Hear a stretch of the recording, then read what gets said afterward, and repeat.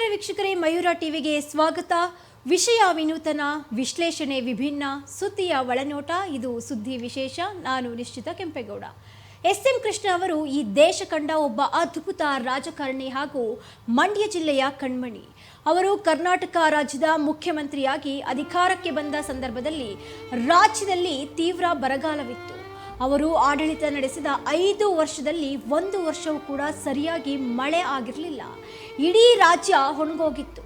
ಆ ಸಮಯದಲ್ಲಿ ಮಳೆಗಾಗಿ ದೇಶದಲ್ಲಿ ಮೊದಲನೆಯ ಬಾರಿಗೆ ಮೋಡ ಬಿತ್ತನೆಯನ್ನು ಕೂಡ ಮಾಡಲಾಗಿತ್ತು. ಇದು ಎಸ್.ಎಂ. ಕೃಷ್ಣ ಅವರಿಗಿದ್ದ ವೈಜ್ಞಾನಿಕ ತಿಳುವಳಿಕೆಗೆ ಒಂದು ಉತ್ತಮ ಉದಾಹರಣೆ ಕೂಡ ಹೌದು.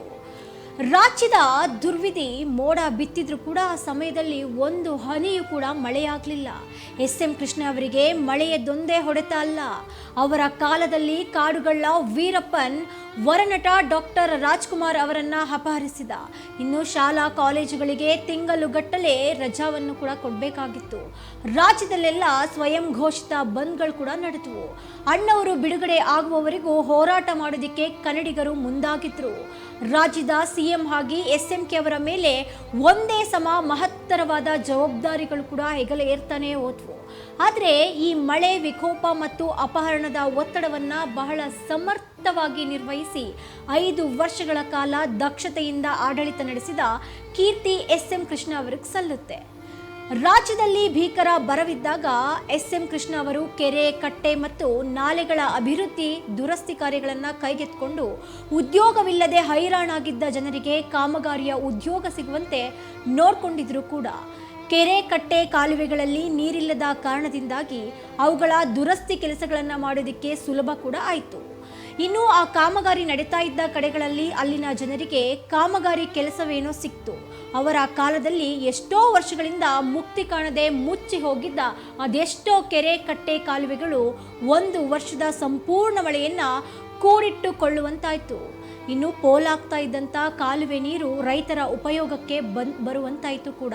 ಇನ್ನು ಬಹುಶಃ ಆ ಸಮಯದಲ್ಲಿ ಕೃಷ್ಣ ಅವರ ಯೋಜನೆಯಿಂದಲೇ ಏನೋ ನರೇಗಾ ಅಂದರೆ ರೋಜ್ಗಾರ್ ಯೋಜನೆ ಹುಟ್ಕೊಂಡಿರಬಹುದು, ಅದು ಕೂಡ ಗೊತ್ತಿಲ್ಲ.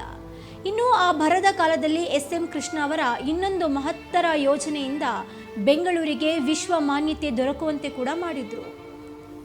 ಆ ಯೋಜನೆಯೇ IT ಪಾರ್ಕ್. ಮೊದಲೇ ಬೆಂಗಳೂರು ಸಿಟಿಗೆ ಗಾರ್ಡನ್ ಸಿಟಿ ಅನ್ನೋ ಹೆಸರಿತ್ತು. ಅದರ ಜೊತೆಗೆ ಸಿಲಿಕಾನ್ ಸಿಟಿ ಎಂಬ ಹೆಸರು ಸೇರ್ಕೊಂಡಿತ್ತು. ಅದರಿಂದ ಬೆಂಗಳೂರಿನಲ್ಲಿ ನೆಲದ ಬೆಲೆ ಜಾಸ್ತಿ ಆಯ್ತಾನೆ ಹೋಯಿತು. ಅನೇಕ ಉದ್ಯೋಗಗಳು ಕೂಡ ಸೃಷ್ಟಿಯಾದವು. ನಗರ, ಪಟ್ಟಣ, ಗ್ರಾಮ ಜೊತೆಗೆ ರಾಜಧಾನಿ ಎಲ್ಲವೂ ಸೇರಿ ಒಂದಿಡೀ ರಾಜ್ಯ ಒಮ್ಮೆಲೆ ಸಂಕಷ್ಟಕ್ಕೆ ಸಿಲುಕಿಕೊಂಡ್ರೆ ಅದನ್ನು ಆರ್ಥಿಕವಾಗಿ ಮೇಲೆತ್ತುವುದು ಒಂದು ಆಡಳಿತಾತ್ಮಕದ ಕಲೆ ಕೂಡ ಹೌದು. ಆ ಕಲೆಯನ್ನು ಕರಗತ ಮಾಡಿಕೊಂಡಿದ್ದವರು ಬೇರಾರೂ ಇಲ್ಲ, ಎಸ್.ಎಂ. ಕೃಷ್ಣ ಅವರು. ಜನರು ಮಾನಸಿಕವಾಗಿ ಕುಗ್ಗದಂತೆ, ರಾಜ್ಯದ ಅಭಿವೃದ್ಧಿ ಕುಂಠಿತವಾಗದಂತೆ, ಬರ, ರಾಜ್ಕುಮಾರ್ ಅಪಹರಣ, ಗ್ರಾಮ ಮತ್ತು ಪಟ್ಟಣಗಳ ಆರ್ಥಿಕ ಹಿಂಜರಿತ ಇವೆಲ್ಲವನ್ನ ಸರಿದೂಗಿಸಿಕೊಂಡು ರಾಜ್ಯದ ಜನರಿಗೆ ನೈತಿಕ ಬಲವಾಗಿ ನಿಂತರು ಎಸ್.ಎಂ. ಕೃಷ್ಣ ಅವರು.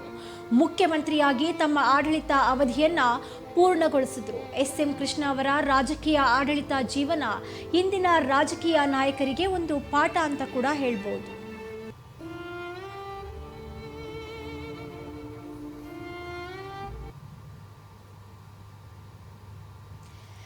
ಇದಾಗಿತ್ತು ಇವತ್ತಿನ ವಿಶೇಷ ಸುದ್ದಿ. ಮತ್ತೊಂದು ವಿಶೇಷ ಸುದ್ದಿಯೊಂದಿಗೆ ನಾನು ನಿಮ್ಮನ್ನ ಭೇಟಿಯಾಗ್ತೀನಿ. ನಮಸ್ಕಾರ.